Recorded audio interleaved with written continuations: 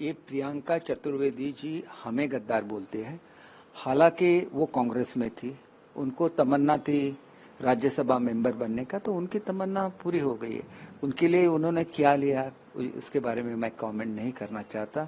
मैं हर किसी के बारे में अच्छे शब्द ही बोलता हूँ, हर किसी का आदर करता हूँ, लेकिन उनकी जो विजडम है उसके बारे में मुझे थोड़ा सा शक है, क्योंकि मेरा जो 2014 का एफिडेविट जिसकी वो बात कर रही है, मैं एक ऐसा एमएलए हूं जिसकी प्रॉपर्टी कम हो रही है, ज्यादा नहीं हो रही है।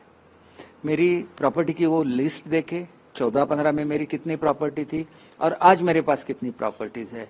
मेरी जो कॉन्स्टिट्यूंसी है वो गोवा के करीब है, तो मेरी पुरखों की जो जायदाद है वो मेरे ग्रैंडफादर है, फादर है, वो बहुत बड़े उद्योगपति थे। He was they were highest tax payers in our district. तो उन्होंने, उनकी जो संपत्ति थी उसका हिस्सा मुझे आ गया, तो उसका वर्णन होता है हमारे जो हम जब डिक्लेरेशन करते हैं उसमें हमारी प्रॉपर्टी का डिस्क्रिप्शन होता है। प्रॉपर्टी तो कम हो रही है, इस साल भी मैंने 8 करोड़ रुपए की प्रॉपर्टी बेची है, उस पर मुझे टैक्स भरना पड़ेगा, कैपिटल गेन टैक्स। तो प्रॉपर्टी कम हो रही है, लेकिन प्रॉपर्टी की सही वैल्यूएशन भी करनी पड़ती है, क्योंकि इलेक्शन कमीशन का ये नियम है कि उस साल की जो मार्केट वैल्यू है वो दिखानी पड़ती है। चाहे आपकी प्रॉपर्टी भी कम हो जाए और अगर मार्केट रेट इंक्रीज होती है तो आपका वैल्यूएशन ज्यादा हो जाएगा। अगर ये झूठ है तो वो साबित करे, नहीं तो इस्तीफा दे दे। इस तरह से किसी को बदनाम नहीं कर सकती। हमने छोड़ी है हमारी पार्टी, हमने पार्टी नहीं छोड़ी।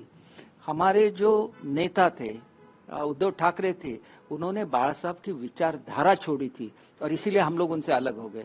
आज भी हम उनका आदर करते हैं, लेकिन इस तरह से हमसे बात नहीं कर सकते। ये तो मेरे प्रॉपर्टी से आपको पता चल जाएगा कि हम लोग खानदानी रईस है। तो हमारे सिल्क के जो कपड़े उतार के हमने ऐसे नहीं पहने, ये खादी के वस्त्र, लोगों की सेवा करते हैं दिन रात। और हर इलेक्शन में मैं अपनी प्रॉपर्टीज बेचता हूँ और वो करोड़ों की जायदाद है, क्योंकि मेरे पुरखों की जायदाद है। तो आपको इससे क्या आपत्ति है? आप किस तरह से बोल सकते हैं?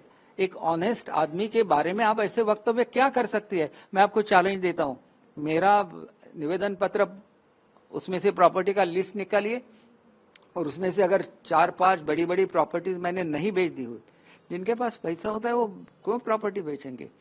जब से मैंने ये व्रत लिया है सोशल वर्क का, मैं कुछ भी, हमारे जो पुरखों की बिजनेस है उसका भी मैं नहीं देखता हूँ। मैं सिर्फ लोगों की सेवा करता हूँ। और मेरी प्रॉपर्टी, मेरे जो परपिता थे उन्होंने दी हुई प्रॉपर्टी, आपको क्या उससे ऑब्जेक्शन है? ऐसे नहीं करते।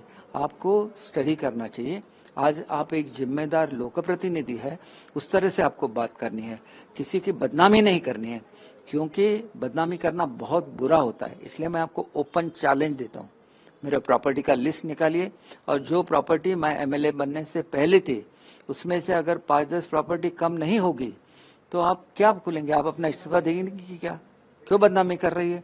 वैल्यूएशन तो बढ़ते रहेगा, क्योंकि हमारा जैसे मुंबई का वैल्यूएशन 4-5 साल में वो डबल हो जाता है। तो वो क्या किसी का ये है क्या, दोष है क्या? क्योंकि जो वैल्यूएशन, करंट वैल्यूएशन होगा वो उसको गवर्नमेंट वैल्यूअर उसका वैल्यूएशन करता है और वो जो हमें देता है हम उसका ही अपने डिक्लेरेशन में दे देते हैं। इसमें क्या हमारा दोष है? For exclusive and insightful videos, subscribe to our new channel ABP Live Premium.